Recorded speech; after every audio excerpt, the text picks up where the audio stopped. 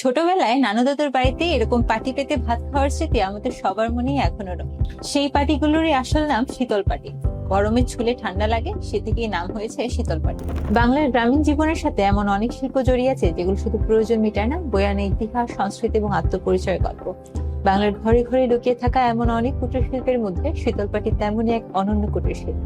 শীতল পাটি তৈরি হয় মুর্তা বা পাটিবেদ নামে এক ধরনের গুল্ম জাতীয় গাছের ছাল থেকে। পুরোটাই হাতে বোনা, কোনো মেশিন নয়, কেবল দক্ষতা, ধৈর্য আর অভিজ্ঞতা। পরিবেশ বান্ধব, টেকসই এবং শতভাগ প্রাকৃতিক এই পাটি একসময় গ্রামীণ জীবনের নিত্য সঙ্গী ছিল। এই শিল্পের ইতিহাস কয়েকশো বছরের পুরনো। বিশেষ করে সিলেট অঞ্চলে প্রজন্মের পর প্রজন্ম ধরে শীতল পাটি বোনা হয়েছে হাতে কলমে। 1919 সালে কবিগুরু রবীন্দ্রনাথ ঠাকুর সিলেট সফরে আসেন এবং শীতল পাটির নান্দনিকতায় মুগ্ধ হয়ে পাটি নিয়ে যান শান্তিনিকেতনে।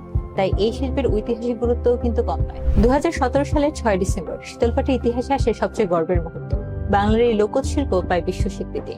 জাতিসংঘের অঙ্গ সংস্থা ইউনেস্কো সিলেটের শীতল পাটিকে, বিশেষ করে সিকি ঘড়ি নামের এক ধরনের বুনন কৌশলকে বিশ্বের অধরা সাংস্কৃতিক ঐতিহ্য হিসেবে স্বীকৃতি দেয়। তখন জামদানি আর বাউল গানের পাশে জায়গা করে নেয় সিলেটের শীতল পাটি।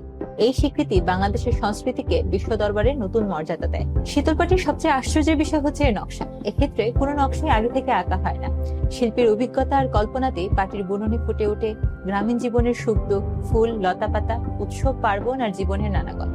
সিলেটের বালাগঞ্জ, বিয়ানীবাজার, গোয়াইনঘাট ও কোম্পানিগঞ্জ এবং মৌলভীবাজারের রাজনগর এসব এলাকা শীতলপাটির প্রাণকেন্দ্র। তার মধ্যে সিলেটের বালাগঞ্জ উপজেলার কাশিমপুর গ্রাম শীতলপাটির জন্য বিখ্যাত বলে পাটিপুলি নামেও পরিচিতি পেয়েছে। এসব এলাকায় যুগ যুগ ধরে বংশ পরম্পরায় শীতলপাটি বুনে আসছেন কারুশিল্পীরা। সময়ের পরিবর্তনে শীতলপাটির ব্যবহার বদলেছে। একসময় যা ছিল গ্রামীণ মানুষের দৈনন্দিন প্রয়োজন, এখন তার শহুরে ঘরের শোপিস। তার মানে শীতলপাটি শুধু প্রয়োজন নয়, এটি ঘরের শোভা এবং ঐতিহ্যের প্রদর্শন। নকশার মানের উপর নির্ভর করে শীতলপাটির দাম হয় কয়েকশো থেকে কয়েক হাজার টাকা পর্যন্ত। দীর্ঘ সময় এবং পরিশ্রমের তুলনায় ন্যায্য মূল্য না পাওয়া সহ বিভিন্ন জটিলতায় এই শিল্প আজ সংকটে। মুর্তা গাছের চাষও কমে যাচ্ছে, তাই দেখা দিচ্ছে কাঁচামালের অভাব। এই অবস্থায় অনেক কারুশিল্পীরাই এই শিল্প ছেড়ে দিতে বাধ্য হচ্ছে।